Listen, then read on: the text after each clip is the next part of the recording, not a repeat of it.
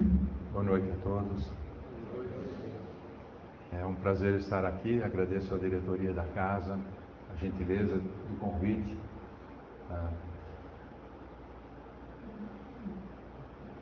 Vocês devem estar imaginando sobre o tema, né? Carvajal, aspectos pitorescos da vida. Tenho certeza que a maioria aqui conhece o trabalho de Carvajal a partir de Matão, com algumas obras consolidadas, clássicos da doutrina, por exemplo, Parábolas e Ensinos de Jesus, é livro de cabeceira de muitos espíritas estudiosos. E o Revista Internacional de Espiritismo, Jornal O Clarim, enfim, em 2018, comemoramos 150 anos do nascimento de Carvajal. E houve muita comemoração durante 2018. Eu estou trazendo para vocês algumas informações a respeito da vida de Carvajal. Estamos voltando a atenção para aspectos pitorescos da vida dele. Carvajal, realmente um missionário, um grande divulgador da doutrina, precisa ser lembrado, eu imagino, pelos seus aspectos pitorescos da sua vida, enfim, para que nós tenhamos condições de trazê-lo mais próximo de nós, que estando mais próximo é mais fácil entendê-lo, é mais fácil segui-lo. Porque nós precisamos de intermediários. Em geral, e no estágio evolutivo em que nos encontramos no planeta Terra, é próprio de que venhamos a necessitar de ajuda, de inspiração, de intermediários. Não que o plano espiritual assim estabeleça, mas o estado evolutivo em que nos encontramos, muitas vezes exige.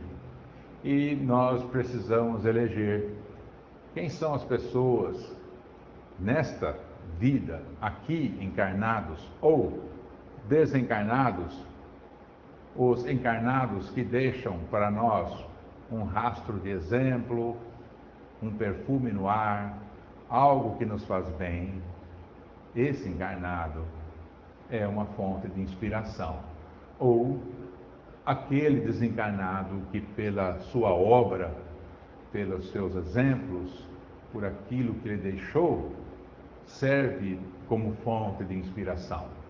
É disso que eu me refiro. Estou trazendo para vocês um modelo de vida, um modelo de vivência, chamado Carvajal.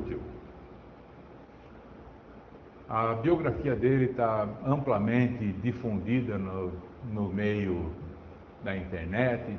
Não há necessidade de consumirmos o tempo precioso de vocês em detalhes biográficos. Mas eu espero que vocês tenham interesse de entrar no Google, tudo mais, e procurem se informar. É realmente maravilhosa a vida dele.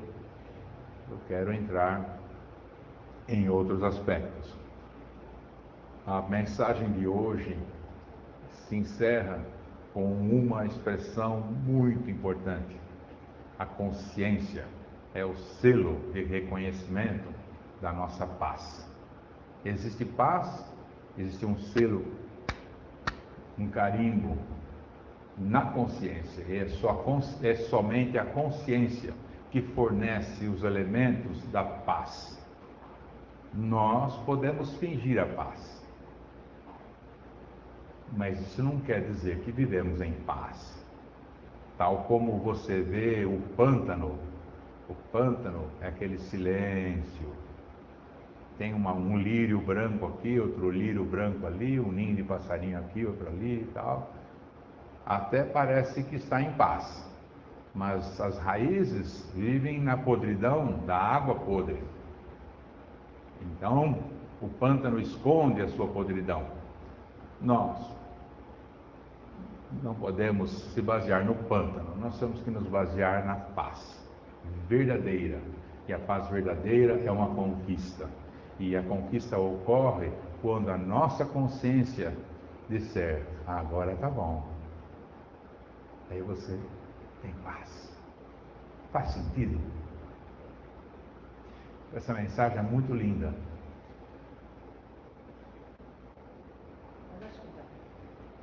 Bom, Emmanuel traz essa mensagem sobre a humildade, algo que serve para mim como fonte de inspiração, algo que eu busco alcançar. Porque humildade é coisa de muitas encarnações. Passa por muito burilamento, muita dor, muita ilusão, mas um dia a gente alcança um nível de Francisco Cândido Xavier, Francisco de Assis. Enfim, ele escreve assim: esse é um roteiro, é busca da humildade. Olha, a humildade não está na pobreza, não está na indigência, não está na penúria, não está na necessidade, na nudez e nem na fome. A gente costuma dizer: não, se a pessoa está na penúria, a pessoa é humilde. Se a pessoa é pobre, a pessoa é humilde. Se a pessoa está em necessidade, a pessoa é humilde. Não necessariamente. Às vezes sim, às vezes não. Mas não é automático o processo. Você se depara com uma pessoa que se encontra numa situação humilhante.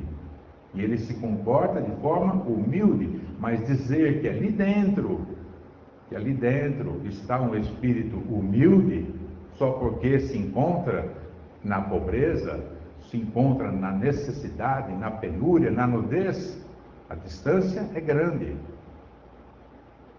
Da mesma forma, a humildade está na pessoa que, tendo o direito de reclamar, julgar, reprovar e tomar qualquer atitude compreensível no brio pessoal. E eu acrescento, até compreensível no contexto da lei civil. Mesmo assim, apenas abençoa.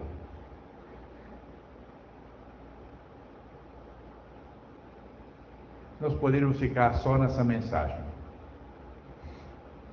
porque tem muito para extrair disso aí, na nossa vida, na nossa vivência. Quantas vezes somos defrontados com situações em que nós comparamos e dizemos: não, estou no meu direito, aí eu vou buscar o meu direito. Ou às vezes é uma conversa de marido e mulher, e você está com a razão. Ou o que você faz? Tudo bem, seja feliz. Isso vai te fazer feliz? Então faça. Tá bom. Apenas abençoa. Quem é capaz de fazer isso? Quem já não tem mais o orgulho. Porque se nós temos o orgulho, nós dizemos: não, o que eu penso é que está correto. O que eu falei há um ano atrás é que está correto. O que eu... Importa alguma coisa? O que importa é que a gente encontre a paz na renúncia também. A paz no trabalho, a paz no esforço, no empenho. Mas na renúncia também. Renunciar ao seu direito, renunciar aquilo que você poderia argumentar uma noite inteira, se fosse o caso, mas você simplesmente abençoa. Você não vai ser menos por causa disso, mas você vai começar a perceber que vai ficar mais fácil a sua vida. Então, o humilde, diante das vicissitudes da vida, diante das situações em que ele possa clamar para si o direito de algo, ele apenas abençoa. Vai com Deus. Seja feliz. Assim também está bom. Tem muitas formas de dizer. Com base nisso, eu me utilizei de uma música que existe, muito conhecida de todos, chamada Gente Humilde. E fiz uma letra nova, que está alinhada com esta mensagem de Emmanuel. E eu quero apresentar para vocês. Mas antes eu preciso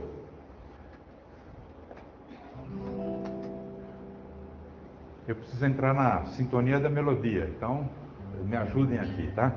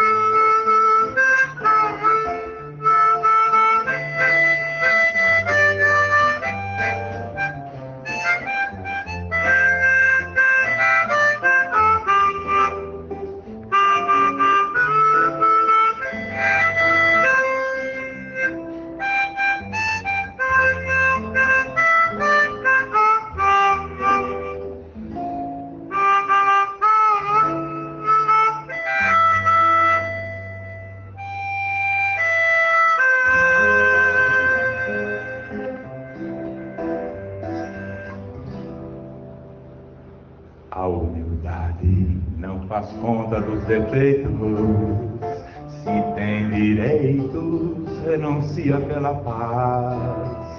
Quer unir, reunir, compartilhar tudo que tem, tudo que sabe, sem cobrar.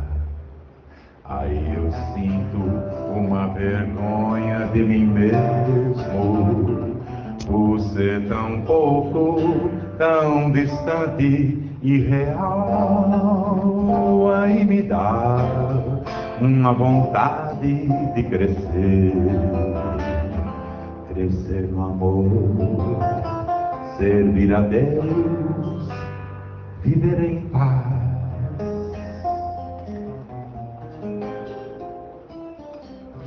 Vamos de novo. A humildade não faz conta dos defeitos, se tem direitos, renuncia pela paz. Quer unir, reunir, compartilhar tudo que tem, tudo que sabe, sem cobrar. Aí eu sinto uma vergonha de mim mesmo, por ser tão pouco, tão distante e real. Aí me dá uma vontade de crescer, crescer no amor, servir a Deus, viver em paz.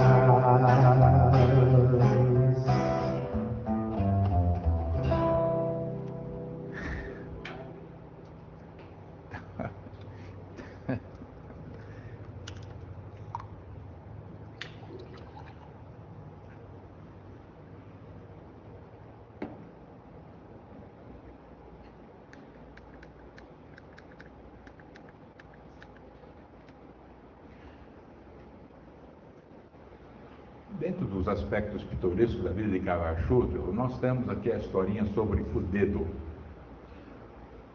O dedo é uma história reincidente porque trata-se de um dedo de um cidadão de Matão, muito querido por nós. Eu conheço. Isso, exato. O nome dele é Edo Mariani. Ele hoje tem 90 anos de idade. Mas ele tinha 6 quando ele machucou o dedo numa moenda de cana, no sítio da família Gonçalves, espíritas também da época, amigos de Carbar. Ele foi levado à farmácia do Carbar Schutel, era a única farmácia na cidade.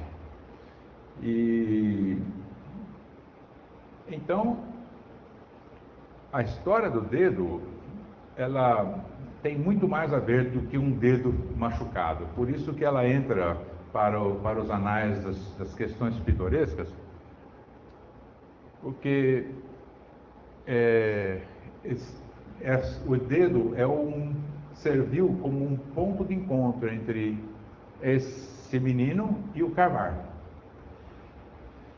E o Carbar tinha mesmo esse magnetismo, essa força que a gente sente e não sabe explicar, mas também nunca se esquece. Era esse o perfil do Carbar. E ele então viu esse menino com esse dedo pendurado, a ponta pendurada.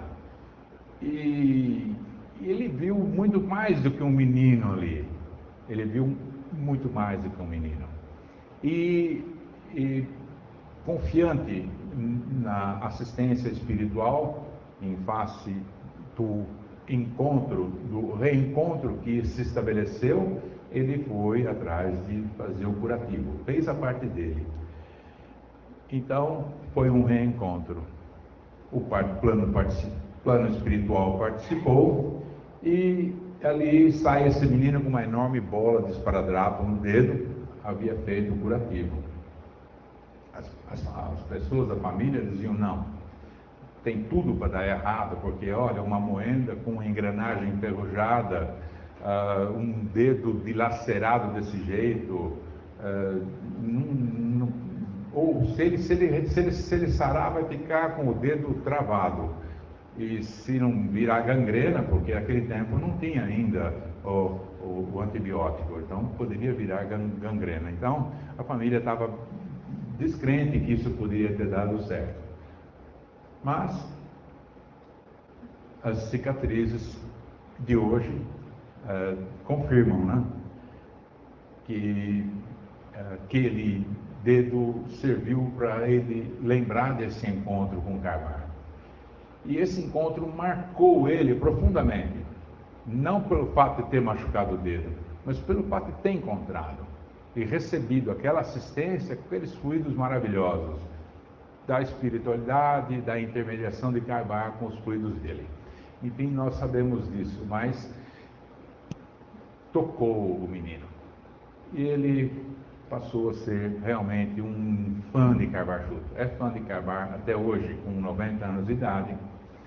Ele, jovem, fundou um centro em Matão, chama-se Comunidade Espírita Carbar Schutel, e é atuante até hoje, tem toda uma diretoria, um sistema funcionando.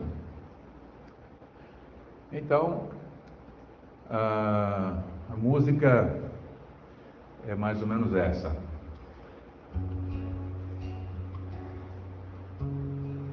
Quando Carbar Schutel olhou aquele dedo cortado, pendurado só na pele, além da criança, ele percebeu antigo companheiro de ideal.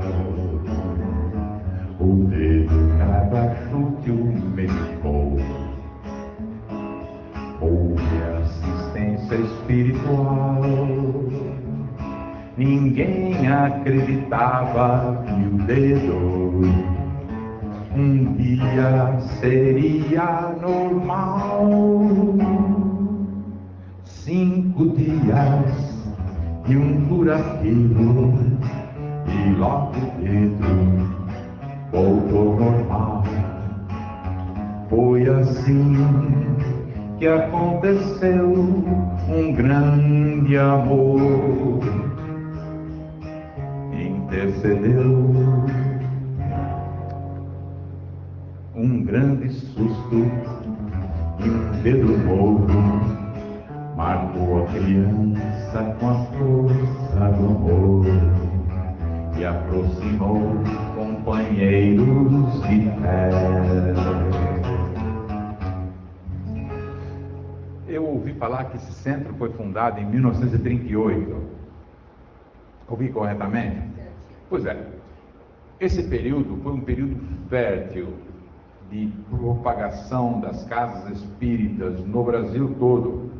Carbar começou o trabalho dele com a divulgação da doutrina espírita em 1905, quando ele fundou o jornal O Clarim. E posteriormente, em 1925, quando ele lançou a Revista Internacional de Espiritismo, e ao longo desse tempo ele fez 14 livros. Alguém tinha que chegar antes. Carbar chegou o primeiro, trouxe as bases da divulgação. Outros chegaram logo em seguida e fundaram centros espíritas pelo Brasil todo. Isso, sob a ótica espiritual, quer dizer migração de espíritos, espíritos que reencarnam no Brasil com missões específicas de fazer o que foi feito aqui, em 1938. E os continuadores são missionários também. Eu sei o que é isso. Eu presido o centro lá em Matão. Esse centro fundado por Carbar Schutel, eu presido desde 2010. E eu sei o que é um centro. Sei muito bem. É sempre um grande desafio. Mas está tudo bem. Quem corre porque gosta, não se cansa. É assim que as coisas funcionam. Então, nós fazemos porque gostamos. Então, a propagação do espiritismo no Brasil com as casas espíritas para servir de ponto de convergência dos espíritos que reencarnariam em seguida, aqueles que vêm em busca da água limpa, da água pura, aquela que mata a sede, aquela que Jesus falava para a mulher no poço de Jacó. Essa que é eu lhe dou a água que você nunca mais vai ter sede. As pessoas convergem aqui porque buscam esta água. E o Espiritismo, no seu tríplice aspecto, moral cristão, filosófico e científico, consegue fornecer elementos suficientes para o raciocínio de cada um de nós. Não importa o estágio evolutivo que nos encontremos, é possível raciocinar a fé, raciocinar o amor de Deus, raciocinar a justiça de Deus e, após raciocinar, agir no perdão, na renúncia, na caridade, e assim nos promovermos aos planos do amor. O Espiritismo proporciona as condições para nós darmos um salto evolutivo. Nós não vamos subir de degrauzinho, nós vamos subir de salto. Nós daremos saltos evolutivos. Mas eu vou contar uma coisa para vocês. Vocês não sabem. Precisa estudar as obras de Kardec. Não tem outro jeito. E não se esqueça, hein? Gênese comemorou 100 anos. É importantíssima obra.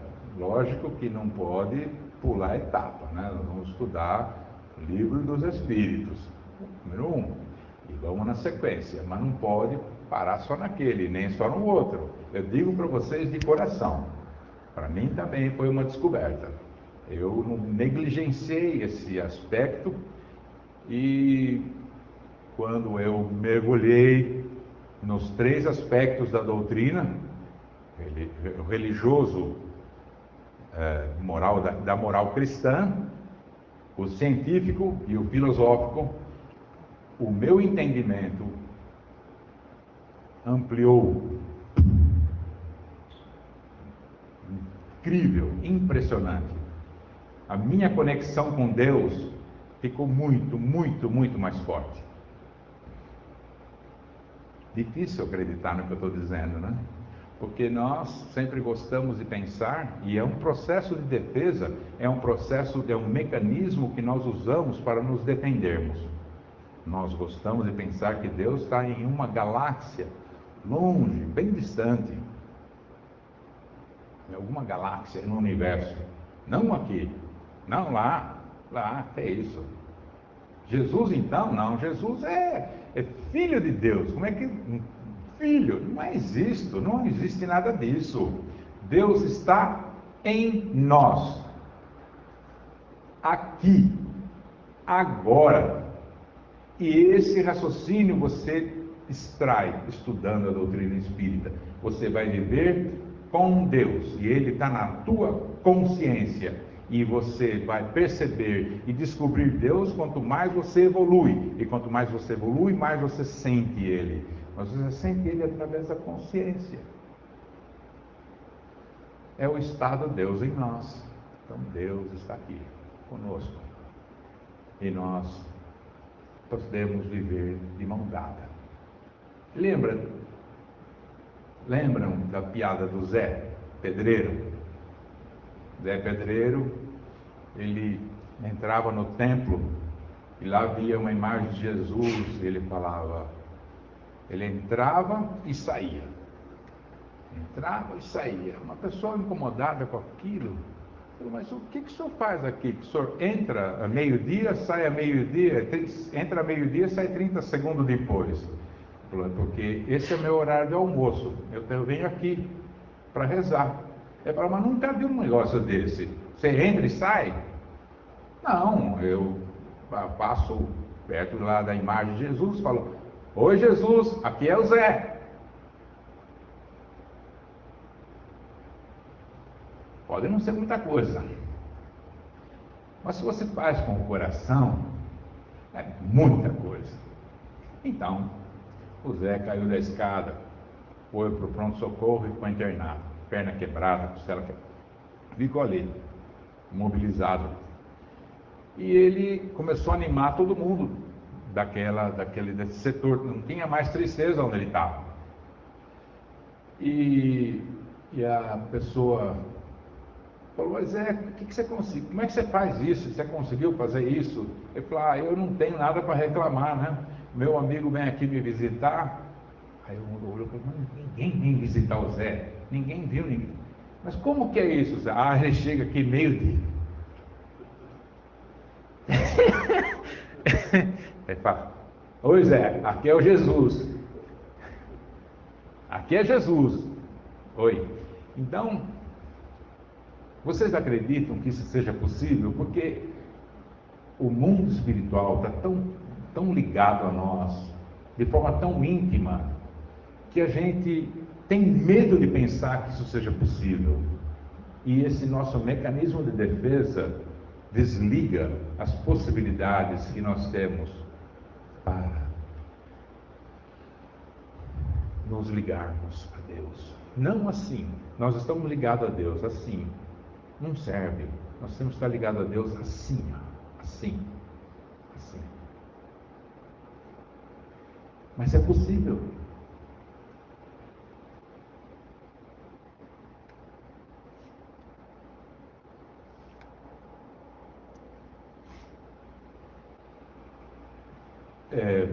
Eu quero apresentar para vocês o músico que aqui se encontra. Ele é músico, eu não. O nome dele é Rogério. Mas se você chegar em Matã e perguntar pelo Rogério, ninguém conhece. Eu vou ter que levar para o Rogério errado. Lá em Matão ele é conhecido por Lelo. E a música que nós tocamos sobre o dedo, vocês gostaram da melodia? A melodia é dele, a letra é minha. Nós vamos apresentar para vocês uma outra música, chama-se Tudo é Amor, para dizer que a vida de Carvalho Schutel foi uma vida de amor, uma vida em que ele, nas vicissitudes e no sofrimento, até a idade de 37 anos, 36 anos, ele sofreu. Mas basta dizer que ele saiu do Rio de Janeiro com 16 anos de idade, nunca mais voltou. E ele só encontrou a doutrina espírita com 36. 20 anos ele vagou, trabalhando em Matão como farmacêutico, conquistou o respeito de todos, mas não tinha encontrado Jesus do jeito que o espírita nos apresenta, que o espiritismo nos apresenta. Ele encontrou. E a partir do entendimento e do estudo da doutrina espírita, ele descobriu que toda a vida que ele viveu foi amor. E espero que vocês também descubram que a vida que vocês já viveram, apesar de muitas vezes não se parecer com aquilo que vocês gostariam que fosse, é amor. Porque tudo é amor. Eu vou demonstrar isso para vocês. Então,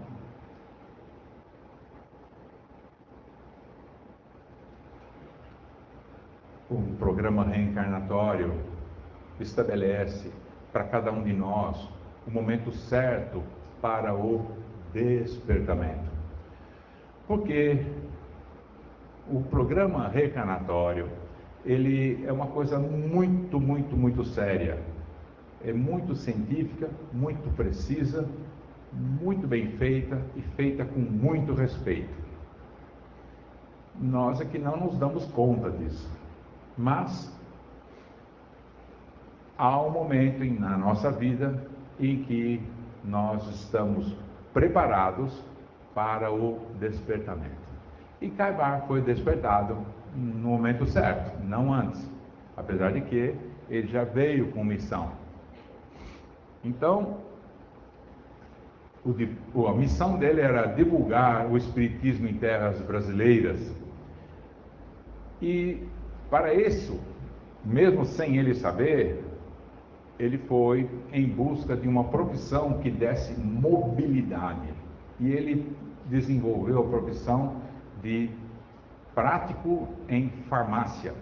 O farmacêutico com diploma, como nós sabemos, conhecemos, eram poucas pessoas. Então eles formavam os práticos em farmácia. E isso permitiu que muitas cidades pudessem ter o farmacêutico, mesmo não sendo um farmacêutico diplomado. Assim era Caibar. Então, essa profissão também colocaria ele em contato com o amor, porque ele estaria forçosamente dando atendimento. Ele poderia escolher atender de uma forma negligenciada, de uma forma impessoal, ou colocar ali o seu amor. Ele poderia escolher, mas ficaria a cargo dele, afinal é missão. Então, o ofício de farmacêutico permitia que ele canalizasse o seu amor ao próximo e assegurou a mobilidade. Saiu do Rio de Janeiro com 16 anos de idade para nunca mais voltar. E chegou a Matão. Ele não procurou Matão. Ele foi onde o trem parava. Mas antes ele desceu em Piracicaba, depois desceu em Araraquara, depois em Itápolis, finalmente em Matão. E ali ele se instalou.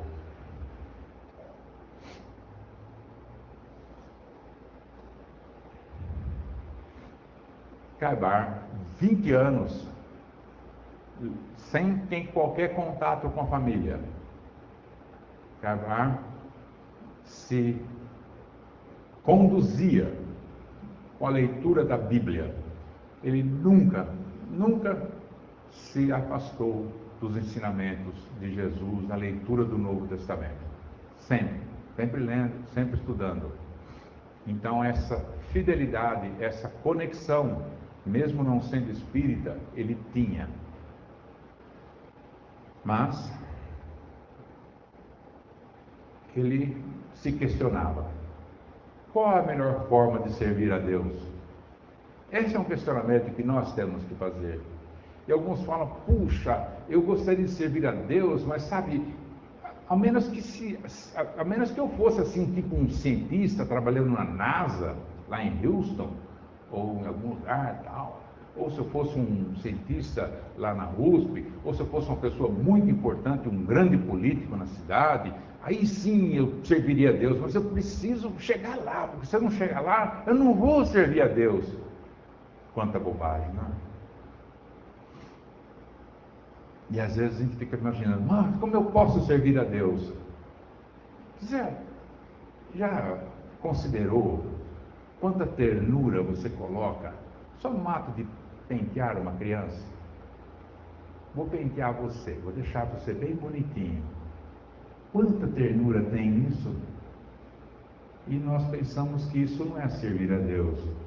Se você não fizer com amor, não fizer com ternura, realmente não é servir a Deus. Você está só um ato mecânico.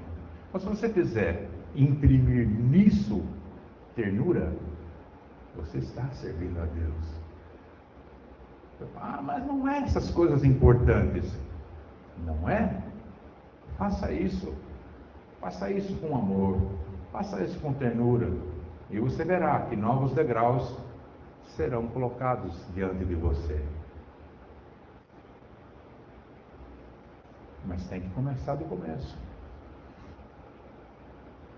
Se você está diante de um inseto, ele está no mato e você está lá, é o lugar que ele vive, não é? Então não vai matar ele. Ele vive ali. Agora, se ele estiver na tua casa, você vai dar um jeito de sumir com ele, porque ali não é o lugar dele. Então tá certo.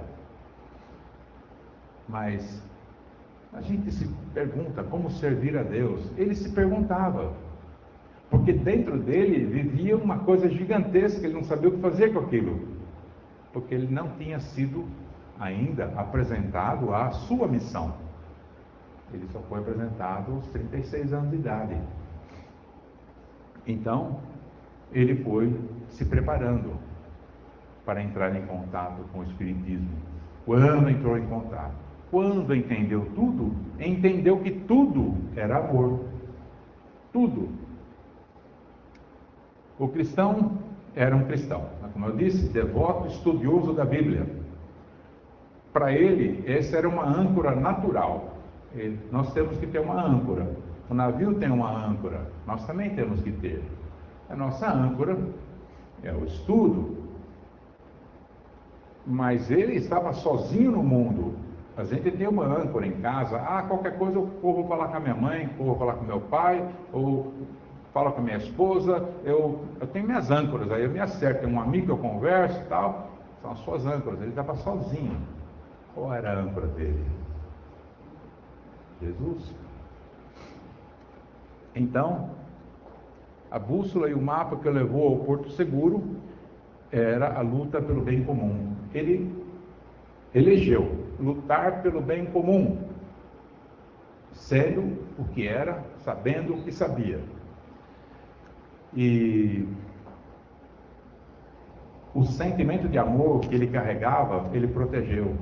Ele não se corrompeu. Uma coisa importante, porque muitas vezes nós temos aquele sentimento de amor e aí somos abordados por uma pessoa que fala: não, vai lá, escreve assim, que dá certo, você consegue, você vai pôr dinheiro no seu bolso se você escrever assim. Você vai pôr dinheiro no seu bolso se você falar assim. Aí você fala: puxa, mas não é certo falar assim. Não é certo escrever assim. Eu falo: mas como é que você quer ganhar dinheiro? Aí então nós estamos renunciando ao amor que já está dentro de nós, em benefício de algo material, quando que nós devíamos buscar as coisas espirituais. Então, mesmo sozinho, ele se protegeu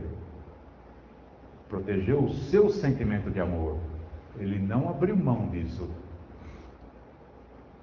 e nada que aconteceu com ele nesse mundo, até que ele entrou em contato com a doutrina espírita, nada prejudicou ou confundiu esse sentimento de amor. Então, ele se preservou no amor diante das vicissitudes. E as vicissitudes da vida são muitas aquelas que nos levam aos lugares que nós não gostaríamos de ir, aos lugares que nós jamais gostaríamos de estar. Você estar num hospital, no leito de uma pessoa que você ama. Você não queria estar lá, você não gostaria que fosse assim. E a vida te coloca, as vicissitudes te colocam em lugares que você jamais imaginou que gostaria, jamais imaginou de estar lá e jamais quis estar lá. E está. O que você faz? Amor. Sua âncora é o amor. Se você entender naquela situação, vicissitude, fome, desemprego, dificuldades, são testes. Doença são testes para verificar se nós sabemos buscar dentro de nós os recursos que estão dentro de nós. No amor. Por amor. Por causa do amor. Então, o encontro marcado, com 36 anos, 20 anos longe de casa, finalmente o encontro marcado. Um vendedor, caixeiro viajante, vendia mercadoria para a farmácia dele, ele tinha uma farmácia respeitável. Esse caixeiro viajante falou, como diz em francês, en passant, sobre doutrina espírita. Falou alguma coisa sobre lei do progresso. Falou alguma coisa sobre a justiça de Deus através da reencarnação. Isso para ele soou como algo que ele já sabia, como acontece conosco. Alguém fala para nós a reencarnação e fala, nada de novo nisso, né? Apesar de que a gente talvez nunca tenha ouvido falar nisso antes. Mas é como se, estou lembrando, de fato, é tão normal, né? Tem pessoas que não estão preparadas para ouvir essa palavra e ouvem, cria uma grande resistência. Eu conheço alguns, então eu consigo entender. Quando você já está preparado, a palavra reencarnação é algo que soa no seu ouvido como música. E por quê? Porque você fala, está aí o elo de ligação, está aí a ligação que faltava, que me conecta a Deus, de uma forma mais direta sobre as questões de justiça. Eu quero entender a justiça? Entenda a reencarnação. Você vai entender Deus. Você vai entender Deus na sua justiça. E aí esse Deus se encontra marcado e ele se completa. E aí ele vai estudar Kardec. Ele não foi estudar Kardec, ele foi rememorizar Kardec. Já sabia. Nós não. Nós, quase todos nós aqui, estamos estudando Kardec. Por quê? Porque é um raciocínio novo, é uma nova forma de olhar a vida. E nós, que passamos séculos e séculos e séculos, sendo ensinados que nós temos que ter medo de Deus, agora nós somos ensinados que precisamos amar Deus, não ter medo de Deus. O Deus que eu amo é meu Pai, não é juiz. O Deus que eu amo me ensinou me criou para ser feliz. Mudou tudo, não mudou? Então, ele eliminou todas as distorções que ele tinha do seu aprendizado através dos ensinamentos de Jesus, que são reavivados nele, na sua forma original, primitiva, tal como Jesus ensinava aos apóstolos. É o que nós aprendemos quando estudamos o Evangelho segundo o Espiritismo, da mesma forma.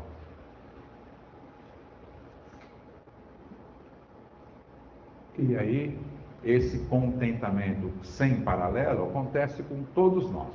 Quando nós, amadurecidos, chegamos ao encontro da doutrina espírita, nós colocamos diante de algo tão novo, tão maravilhoso que a gente quer que todos os amigos fiquem espírita. Puxa, você, olha, eu fui conhecer lá, eu vou te levar lá, vem comigo. Ele não está preparado. É teu amigo, mas não está preparado. É alguém da família, não está preparado. Essa alegria, essa sensação de liberdade é para você. Porque você agora evoluiu para esta mensagem. Curte essa alegria. É o que aconteceu com Carvalho. Ele ficou tão entusiasmado que no mesmo mês, no mesmo ano, ele fundou um jornal. E deu o nome de jornal O Clarim. Porque ele queria que fosse igual uma cornetada no ouvido de cada um de nós. Como é que a corneta faz? Tem que entrar nesse ouvido, a gente tem que ouvir. Então o Clarim de Carvalho Schutel toca até hoje. Tem 108 anos, 113 anos de idade. 113 anos ininterruptos o jornal.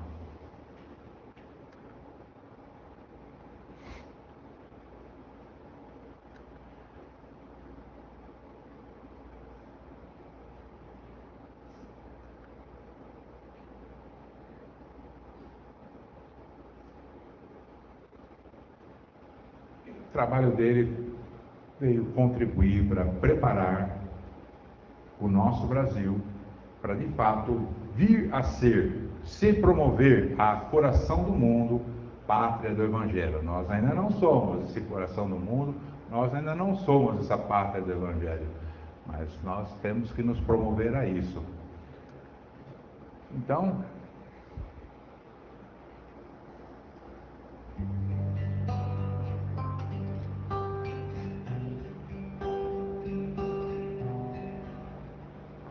sob o amor de Deus renasceu, festejou sua chegada e no Brasil cresceu, renasceu pra vida, para se reeducar e também servir neste cenário. Começou a trabalhar com muito amor no coração. Ele enfrentou a poeira na estrada para aprender que tudo é amor. Ele guardou Jesus na lembrança, nunca esteve sozinho na estrada. Foi seguido e sofreu, mas jamais desistiu. O amor se completou no momento em que conheceu a mensagem de Jesus revivida em Kardec. O amor floresceu para a vida, vida eterna.